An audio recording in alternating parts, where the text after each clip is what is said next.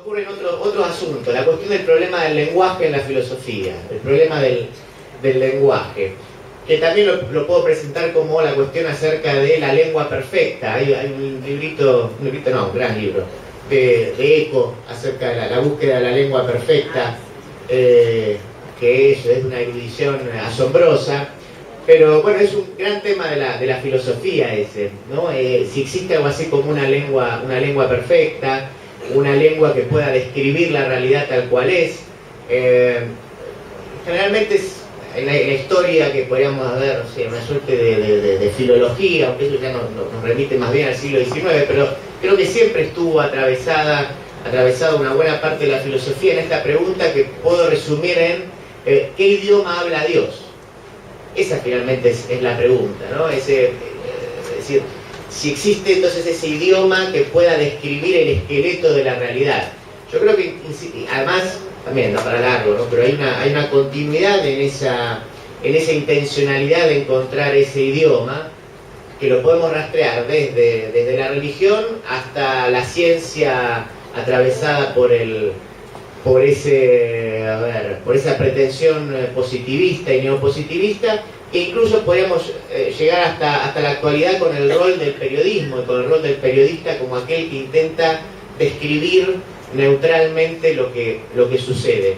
Hay un montón de cuentos de Borges que ponen en crisis esta pretensión de una lengua perfecta. Por ejemplo, la escritura del Dios. También, no sé si se lo acuerdan, pero es un sacerdote que está encarcelado. Es un cuento que se parece mucho a la alegoría de la caverna de Platón, ¿sí? Y que, bueno, hay un momento del día, a las 12 del mediodía, justamente el momento sin sombra, donde este sacerdote puede ver un jaguar y se da cuenta que en las manchas del jaguar está hay un mensaje de Dios. Y la cuestión es, bueno, cómo descifrar ese mensaje. Pero la pregunta que atraviesa el cuento es ¿qué tipo de mensaje, dice el sacerdote, me querría o nos querría dar Dios? Y a su vez, ¿en qué idioma lo escribiría? Ese es también el tema central. ¿Cuántas culturas se han preguntado si Dios habla su propio idioma? Hay otro que es ni es un cuento, ¿no? Es un parrafito de unos 20 renglones, que es del rigor en la ciencia. El rigor en la ciencia es la idea de decir, bueno, la construcción de un mapa que tiene el mismo tamaño que lo mapeado, por decirlo de algún modo. Es decir, el mapa perfecto es el mapa que coincide punto por punto con aquello que intenta describir. Bueno, y la narración termina, bueno, así está la cartografía. Hoy en día, este mapa desmesurado, dice, hoy está ocupado por mendigos, está roto ahí por el planeta. No, y después, bueno, quizás el más conocido es el idioma analítico de John Wilkins. ¿Se acuerdan esa descripción ¿sí? completamente heterogénea o heteróclita de los animales del emperador, ¿no? Que se dividen en los animales, los sueltos, los camellos, los pintados con un finísimo pelo de camello, los animales del emperador, los etcétera, hay un montón de categorías en las palabras y las cosas. Foucault arranca el libro diciendo, escribo este libro después de la risa que me dio haber leído este cuento de Borges.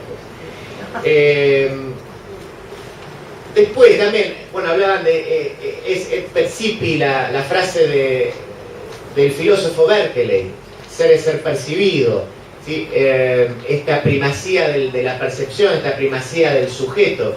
Por eso también decía Eduardo, bueno, es central generalmente para pensar la idea de ficción, esta idea de eso, que lo que existe porque hay un sujeto que lo percibe. Es decir, no hay nada independientemente de la percepción de nosotros. Borges lo escribe maravillosamente en ese cuento que tiene ese nombre raro, que es Tlön Uqbar Orbis Tertius. Y aparte dice, bueno, a veces un mendigo o un pájaro han salvado un anfiteatro.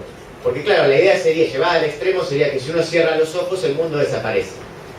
¿Sí? Entonces, si nadie percibe el anfiteatro desaparece.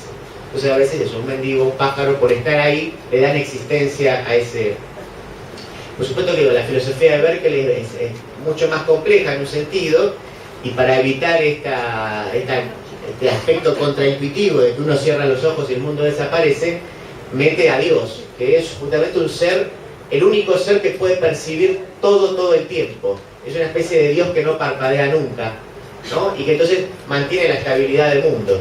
Pero si no, lo que hace Borges es en todo caso hacer un Berkeley sin Dios. Y aparece esto que aparecía en el cuento, ¿no?